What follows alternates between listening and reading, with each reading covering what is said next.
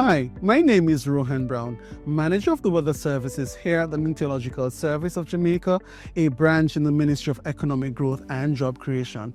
And this hurricane season, we're expecting an above normal season. Now, a normal season has 14 named storms, of which 7 become hurricanes and 3 become major hurricanes. But for this hurricane season, we're expecting anywhere between 13 to 19 named storms, of which 5 to 10 are expected to become hurricanes and 3 to 5 becoming major hurricane. Now, what does that mean for the island of Jamaica? Because of our location, we're located at 18 degrees north, 77 degrees west.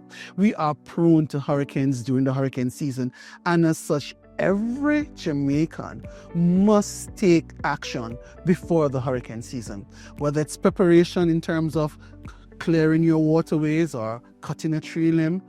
Preparation is important for this hurricane season. So for the most up-to-date information, find us at our website at metservice.gov.jm, on Twitter, Facebook, and Instagram, as together we weather this hurricane season.